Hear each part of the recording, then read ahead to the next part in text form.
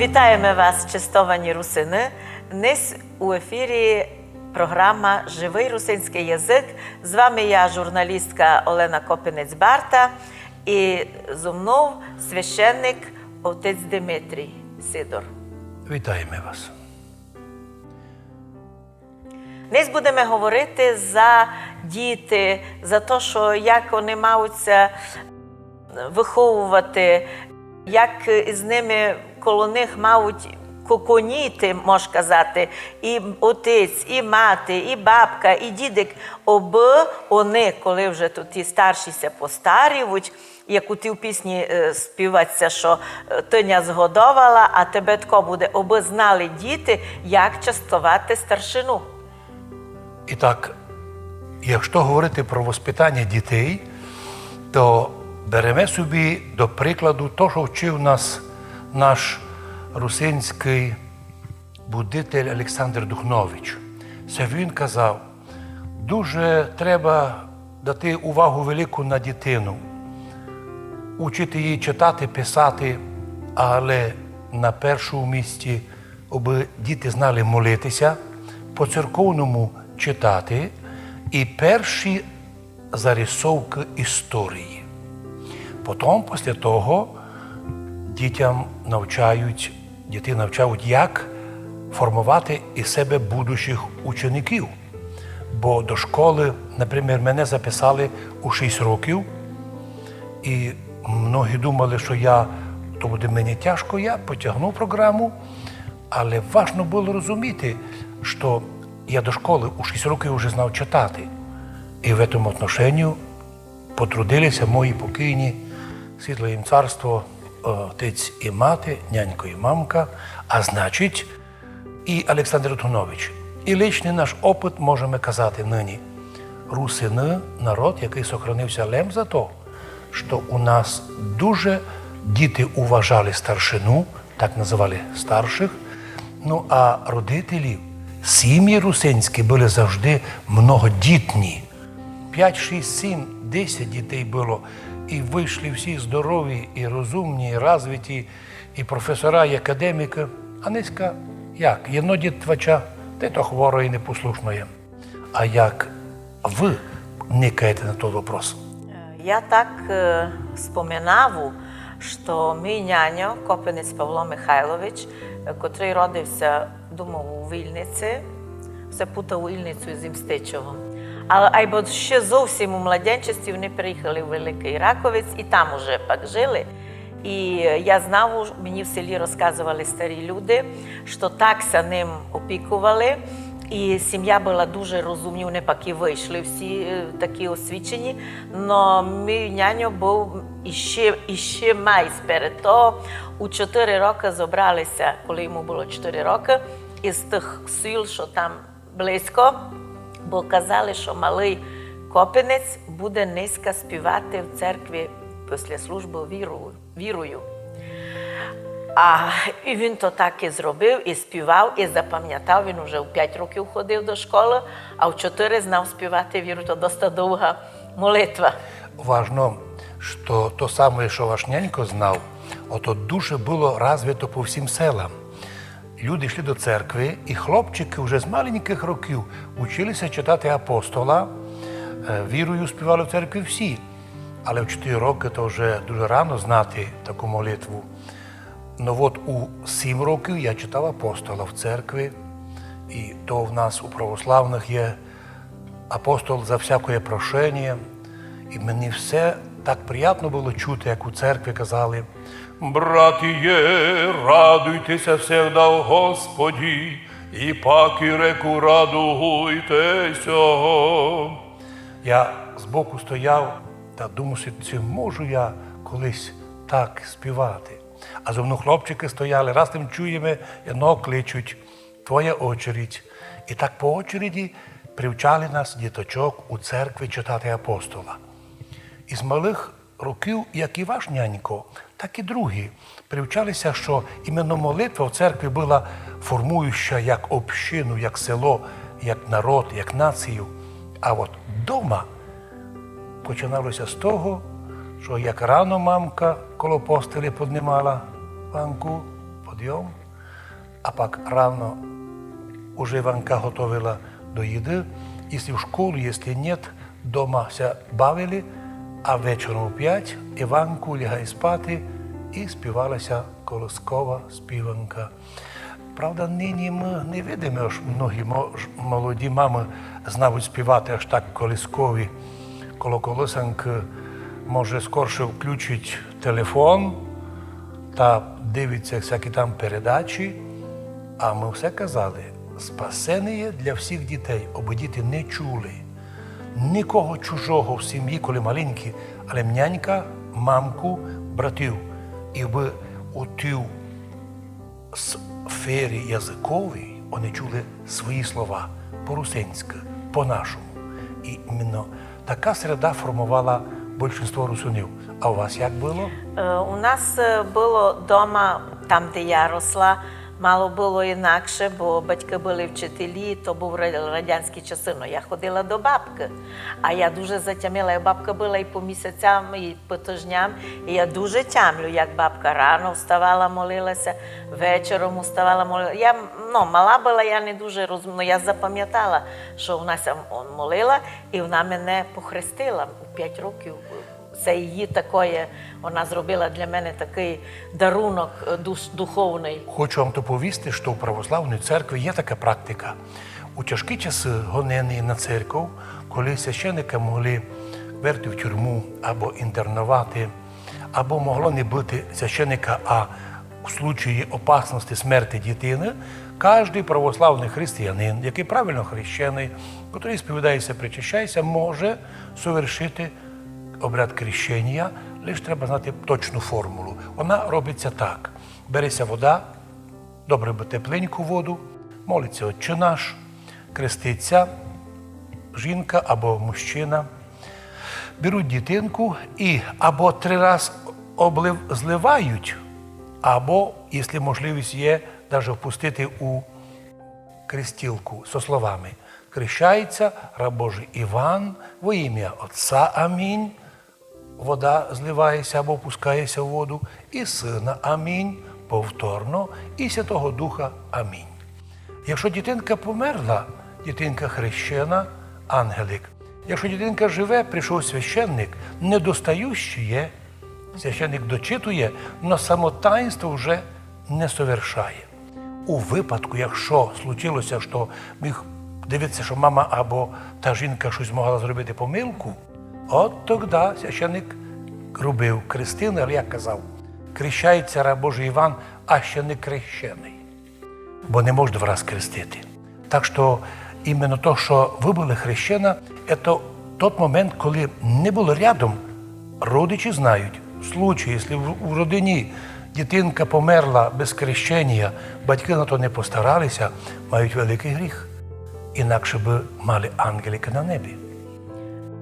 То я так не зовсім чітко се виразила, ось бабка мене повела. Перша хижа коло церкви в Раквиці. Вона мене повела, але то була ніч, не може було в день. Уночі вона мене повела, і там був священник, і я пам'ятаю, що мені дали хрестик. Це священник робив. Та ви вже були туди, мали 2-3 роки, пам'ятаєте? Не 2-3 роки, десь 4-5. Десь 4-5. Я вже така була, ноги би ходила, кіть я се пам'ятаю. Пам'ятаю ніч, перша бабка жила, перша хижа у церкві. Та то вночі вона мене повела, бо вона знала, що того не є. І вона ся тим постарала, і я точно пам'ятаю, що було темно, і дали мені хрестик, як мені бабка. Ви знаєте, що спасало нас, православників, священників, у період совєтський? Що робити? Крестились ми по ночам. Бо днем слідкували, позирували. І раз був такий случай в Перечині, що один чиновник із тогдашнього райкома, подвипивши, і казав, ми вас можемо наказати, бо ми знаємо, де ви крестили, діти. Я йому кажу, за що мене карати? Я виконую свою місію. Кить треба, я і на березі тому піду крестити. То моя задача. Кить ваша задача бити тих, хто креститься і кого хрестить, ну ж, у нас різні місії. У нас мир і благословіння розпространяти у вас, большевиків і партійних, зло творити. Но правда, коли ми вспоминаємо ті тяжкі часи, я вам повім, що це були трудні часи. Но не було такого, як би казали сьогодні українці, свавілля чиновників, якої прийшло тепер, коли такий чиновник особої освіти не має, а деколи вмішується в релігію. І в школі дітям нав'язують не те, що треба, і сміються з дітей. І, наприклад, дуже деколи критично відносяться, якщо дітки до церкви пішли. Серед тижня праздник церковний, а дітей всіх забирають у школу. Хоча по закону могли б дітки остатися вдома один праздничний день. Так от прийшов час, що й тепер багато людей крестяться тайно. Не в тому, що бояться, а не хочуть указати, що вони православні. Ідуть до других. А я собі подумав, у той час були сильні люди, більшість. Да, тайно крестилися, але вижили і залишилися добрі. І нині сильна частина наших людей, русинів, розумні, церковні, і на таких людях держиться наш народ. Так усе було, і туди, в ті часи, коли мені старші люди розказують, коли їм не давали, вони, я не знав, як то могло бути, у Кендерицю тікали і там служили. Не знав, але мені так люди розказували. Каже, я була маленька, і я лише пам'ятаю, що мене мама думала, куди вона мене веде. І я, каже, пам'ятав, що там тихенько, бо їх ніхто не знайшов. А тепер ми не можемо тепер казати, заважає, не заважає. Нам дані в руки батькам інструменти. На інтернет тепер вже без нього не можемо. Телебач, усе є інструмент. І ножом можеш хліб урізати, а можеш убити чоловіка. То не значить, що ото все недобре. Но треба дозірувати і треба знати, що давати дітям. Тепер вже многі кажуть, що у многих і розвинених странах і такі люди, що дійсно грамотні, котрі придумали ці ті соціальні, все, вони відкрито кажуть, ми дітям забороняємо до тільки-то років, а пак година в день. Все, нема безконтрольного. І тому дитина має слухати не лише пісню моєї сестри в сім'ї, так діти, вона в Польщі живе, і вона принесла своє то, що так з дітьми робила, так їм налажувала, що казала, що мені ніщо з вами там сусідки стояти, говорити, бо я буду дітям руками робити. А вони кажуть, пак нащо то тобі, так тепер тільки готового дітям. А вона каже, я дітей завтом мала, бо я їм сама своїми руками. І коли я бачила тих маленьких діток, 3-4 роки мали.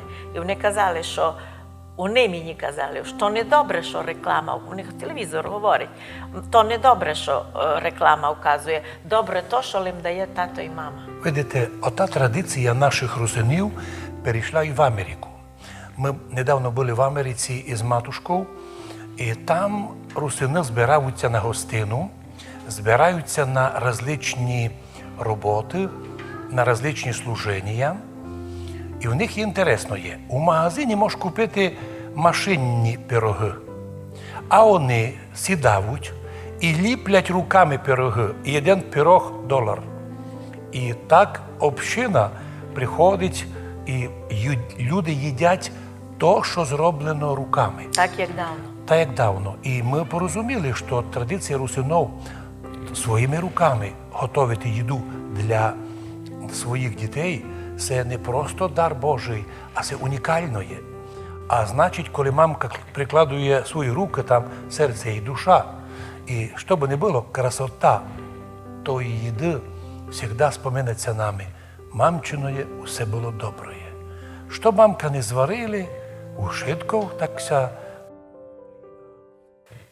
присмакувалося добре. А я собі подумав, ми не тільки любили смачно їсти, а й материнська теплота була.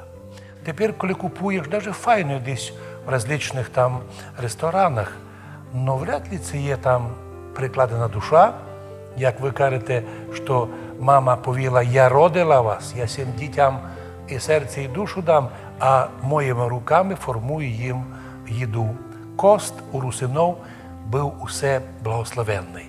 Я пам'ятаю, що мамка обов'язково кропили водичку святу, тісто, бо раз на тиждень ця пік хліб.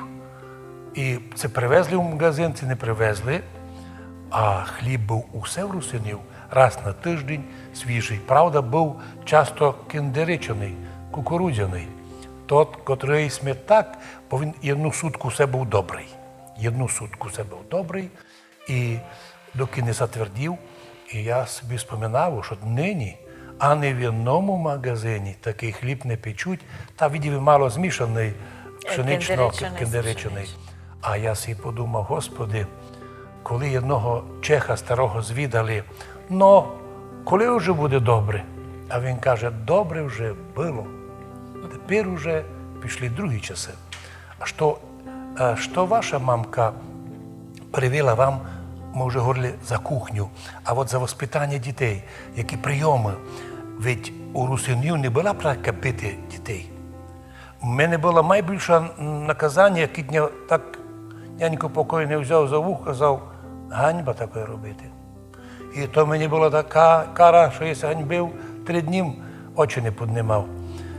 Буває так, діти б'ють, а у вас це наказували вас прутом? Я не можу казати, що я була якась дуже ідеальна, але 5 років я вже ходила в школу, 4 писала, читала, сама причому навчилася. Просто десь їм щось зазвідала, люди навіть не думали, що я то запам'ятала.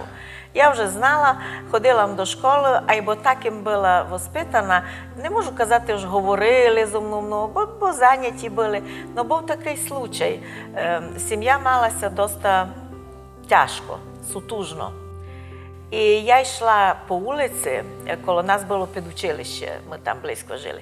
І на путі, на тротуарі я побачила 10 рублів. Ну, щоб знати, що то в 67-му році було 10 рублів, то не 10 доларів, то більше.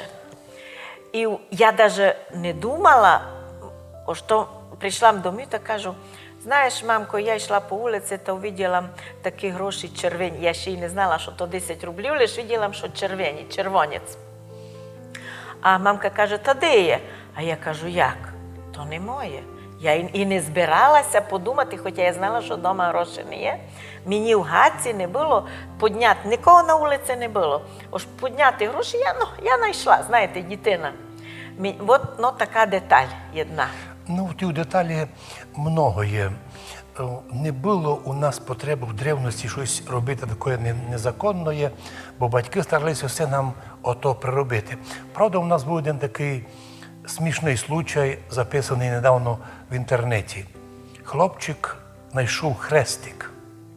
Узяв хрестик і приніс до мив. Каже, мамко, я знайшов хрестик. А мамка йому каже, синку, та то чужоє, на що ти взяв? А він каже, мамко, тут написано ззаді спаси і сохрани. І я, каже, подумав, що я цей хрестик маю вдома держати. Ну, в цьому случаю так теж намік такий, що наші діти споминають родительський дом, отчий дом, або отцюзнина, казали старі люди, як нечто райське. Для русина сім'я, круг сім'ї – то рай. Ясно, не було тоді телевізорів, не було тоді радіо такої, щоб мішало много. Дітися купали у материнському язикові. Звісно, може, рідше мамка співали, або постійно була бесіда по-русинськи, по-нашому. І ми не думали, що одного разу, через якісь там десятки років, вдруг чиновники повідять, такого язика не є. Наші вчені доказали, що русинського язика не є. Ясно, що ми на то позираємо з улипкою і шкодуємо таких людей, бо серйозний вчений про то не скаже, ну а якийсь несерйозний буде говорити. І я собі подумав, Боже, яку місію виконують наші матеря. Мало того, пам'ятаєте, ми говорили прошлий раз про нашу Ольгу Кирилівну Прокоп, як вона організувала той колектив дитячий, назвала його «Бабчина співанка». А казали його, на щось це так назвали, так «мамчина співанка». А вона каже, Воно так би було, бо мамки забули співати по-нашому. Вже таке. А бабки ще пам'ятають. Тому завжди ми говоримо і напоминаємо, дорогі бабки Русинки, у ваших руках доля наших дітей. Не лінуйтеся, говоріть з ними по-нашому, розсуждайте, помагайте, найбільше моліться за діточок. Якщо є можливість, із дитинства привчайте їх до сповіді, до причастя. Дітки так великолепно сповідають, так іскрено вони розсуждають, що як вони не послухала маму або обідала когось у школі і готова покуту, 3 рази Отче наш помолитися, щоб лиш Господь помилував, бо вона так ся розсердила безпідставно. Тому так важно бабок залучати. А як ваші бабки вели себе? Ну, я тямлю лише одну бабку, бо другу не застала. Бабка наша, ну, коли ми там були, бо ми в село їхали до бабки, вона нас водила до церкви, вона нам розказувала, як що має бути, і казала, що особливо на свята, колядки, таке я то дуже добре запам'ятала. Ну і радувалася, коли ми то затямили, і ми то співали, і ми то знали, дуже була рада. Проста молитва у дітей була, пам'ятаєте, у нас «Отче наш» і «Богородице Діво». Ми споминаємо, що «Отче наш» – то було одно з перших, а «Богородице Діво» вже приводилося тоді, коли вже можна було сімейно співати. Ви пам'ятаєте свої молитви «Отче наш» і «Богородице Діво»? Я лише тямлю, як мій батько, як няню співав. Я ще туди не знала. Я ще була мала, я ще не знала, а тямлю, що він ай. Ну, в будь-якому випадку, тепер вже музикант. Тепер ви сте могли і нашим Тепер уже ай. телеглядачам заспівати своїм красивим голосом «Отче наш», «Богородице Діво». Ну, а також желали б ми, щоб наші родителі, наші батьки не лінувалися воспитувати дітей, давали їм саме дорогоцінне, не подарочки, не якісь там айфони, а душу і серце материнськими руками робити їм їсти, приготувати їх до будущого життя. Бо у всьому світі, навіть кончивши добру школу, цей світ наших дітей не чекає розпростертими руками. Їх чекають іспитання, і вони мають вже в сім'ї дістати таку школу, таке воспитання, щоб ніякий світ, ніякі ж подальші школи, вищі, супервищі, не вибили з серця віру, русинський дух, русинський язик, русинську культуру і взагалі благий, я би повів, русинський погляд на світ. На цьому можемо закінчувати нашу програму з вірою у кріпості, у світлості духа. Бажаємо і вам, дорогі чистовані слухачі, такого світла і тепла, як материнські руки. Будьте здорові! З вами була Олена Барта-Копенець і отець Дмитрій Сидор. З Богом святим!